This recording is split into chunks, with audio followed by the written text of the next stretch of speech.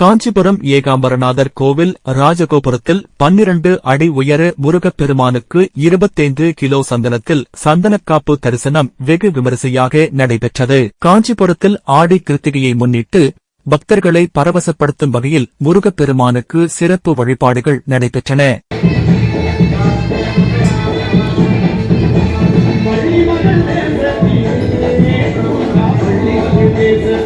காஞ்சிபுரம் நகரின் புகழ்பெற்ற ஏகாம்பரநாதர் கோவில் ராஜகோபுரத்தில் வள்ளி மற்றும் தெய்வானையுடன் அருள் பாலிக்கும் சுமார் 12 அடி உயரம் கொண்ட ஆறுமுக முருகப்பெருமான் சிலை அமைந்துள்ளது.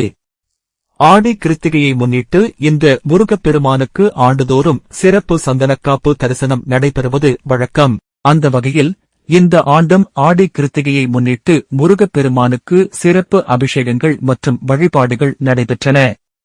இதன் சிறப்பு நிகழ்வாக சுமார் 25 கிலோ சந்தனம் கொண்டு முருகப்பெருமானுக்கு பிரம்மாண்டமான சந்தனக்காப்பு செய்யப்பட்டது.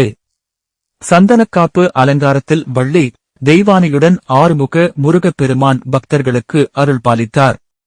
மேலும் முருகப்பெருமானுக்கு பல்வேறு வண்ண மலர்களால் சிறப்பு அலங்காரமும் செய்யப்பட்டிருந்தது.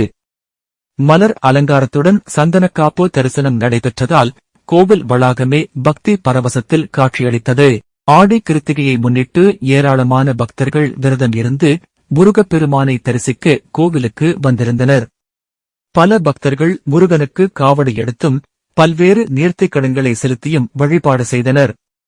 முருகா முருகா என்ற பக்தி முழக்கங்களுடன் திரளான பக்தர்கள் சுவாமி தரிசனம் செய்தனர்.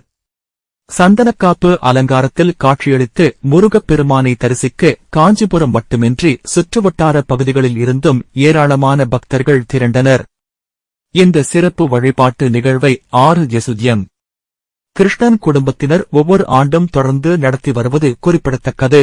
இந்த ஆண்டும் அவர்களது ஏற்பாட்டில் சந்தனக்காப்பு தரிசனம் சிறப்பாக நடைபெற்றது. விழாவை முன்னிட்டு ஆலய நிர்வாகம் சார்பில் ஏற்பாடுகள் செய்யப்பட்டிருந்தன. நிகழ்ச்சியின் நிறைவாக ஏற்பாட்டாளர்களுக்கு ஆலய நிர்வாகம் சார்பில் மலர் மாலைகள் அணிவிக்கப்பட்டு பிரசாதங்கள் வழங்கப்பட்டன. ஆடி கிருத்திகை நாளில் 25 கிலோ சந்தனத்தில் செய்யப்பட்ட சிறப்பு அலங்காரத்தில் 12 அடி உயர முருகப்பெருமான் பக்தர்களுக்கு அருள் பாலித்து காட்சி பக்தர்களை வெகுவாக கவர்ந்தது. வேலுண்டு வினையில்லை, மயிலுண்டு பயமில்லை. முருகப்பெருமானின் அருள் அனைவருக்கும் கிடைக்கட்டும்.